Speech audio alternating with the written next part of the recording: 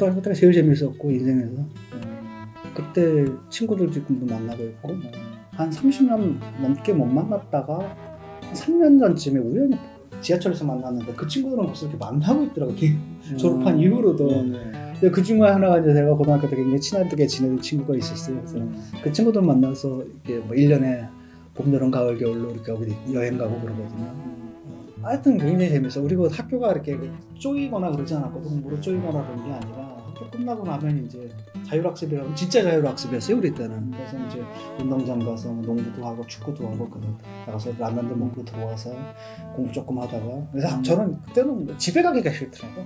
재밌어가지고. 네, 재밌어가지고 그래서 집에 가기가 싫었는데 그때가 제일 재밌었던 것 같아요. 책은 많이 읽었죠. 그때 중고등학교 때도 이영희 선생님을 읽었으니까. 전환시대 논리. 고등학교 때 그거 봐도 선생님이 괜찮았어요. 어느 날 국어 시간에 막 보고 있는데 국어 선생님이 왔더라고요. 그때가 전환시대 논리인가? 하여튼 이영희 선생님 책을 읽었어요. 쑥 감췄더니 뭐야 그래봐 그래서 그 책을 딱 꺼냈거든요. 선생님이 딱 보시더니 거기에 그 딱 그다음에 야 계속 봐. 국어 선생님인데 5년 됐겠다. 4년 반. 4년 반. 지도교수랑 좀 뭐랄까 사이가 안 좋았던 게. 사이가 안 좋은 게 아니라 좀 싸웠어 이렇게. 그래가지고 투집을 많이 잡더라고요. 그래서 논문 가지고 투집을 많이 잡고 그러면 이제 바꿔야 되는데 근데 그 IMF도 터지고 돈은 안 오고 막 이래서 에휴 뭐 그러냐 그냥 돌아와 버렸죠.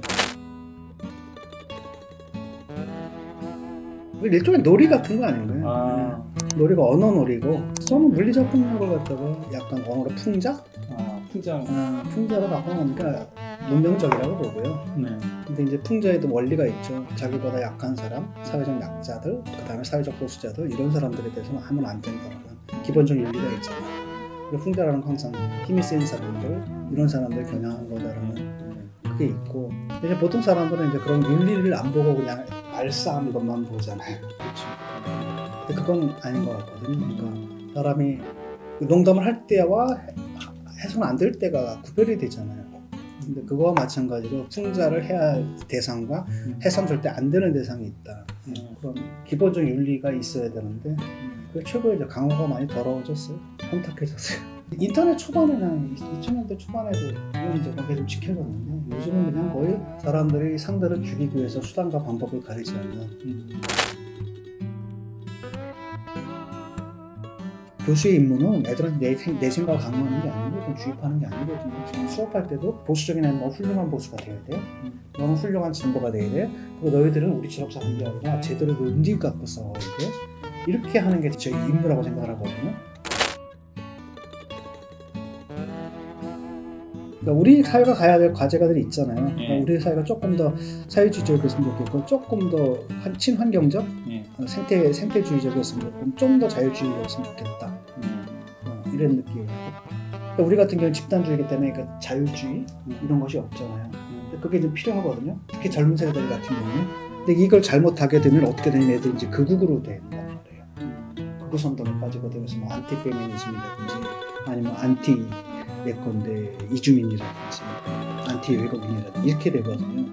극으로 가기 쉽기 때문에 거기에 대한 반발로 이른바 진보적인 집단주의에 대한 반발로 그렇게 확 가기 쉽다. 그게 이제 대충 PC주의에 대한 반발 이런 건 나타나는 거예요. Political Correctness에 대한 반발 이러면서 애들 극으로 가거든요. 그렇기 때문에 우리의 어법이 뭐가 그들을 거슬리게 하는지를 잘 봐야 되거든요. 그런 걸 봐서 젊은이들이 늘 갖고 있는 그 진보성을 유지할 수 있게끔 해줘야지 얘들 극으로 안 가는 거거든요. 근데 지금은 어떻게 되냐면 상당 부분 이제 20대 남성들은 상당히 극우 쪽으로 상당히 가고 그다음에 진보성 20대 여성들은 상당히 진보적이거든요. 그런 젠더 갈등도 나타나고 있잖아요. 그래서 그걸 메꿀 수 있게끔 하겠는데 자율주의 원리가 되게 중요하다. 난 왜 그렇게 진영의 노예가 돼가지고 난리를 치는지 모르겠거든요. 우리가 어떤 일을 하기 위해서 진영을 만든 거지 진영을 지키기 위해서 그런 건 아니잖아요.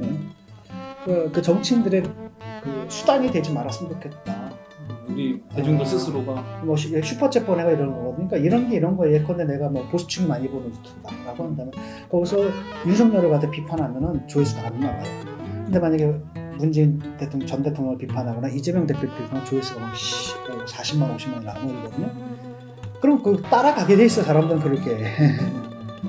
근데 그게 뭐냐라는 거예요. 근데 그건 옳지 않거든요. 그래서 저는 그 사람들 그렇게 장사를 하는 사람들이거든요. 장사를 하는 사람들이고 그 사람들 그걸 돈을 벌어요. 그러니까 그 사람들이 하는 말을 믿지 않으면 믿으면 안 되는 겁니다. 쉽게 말하면 그 사람들은 여러분들이 듣기 좋은 말만 하는 거지 정말 들어야 할 말을 하는 사람들이 아니다라는 거잖아요. 그 다음에 그 위에는 또 그걸 또 이용해먹는 정치인들이 있단 말이에요. 여러분 이용당하지 말라. 왜냐하면 여러분들 시간과 비용을 갖다가 이 정치인들에게 갖다 바칠 필요는 없다. 중요한 것은 나의 인격이고 나의 스스로 판단하는 거고 여러분들 정치는 심판을 해야 되지 정치인들을 두고 가지 말아라. 이렇게 말씀하고 싶어요.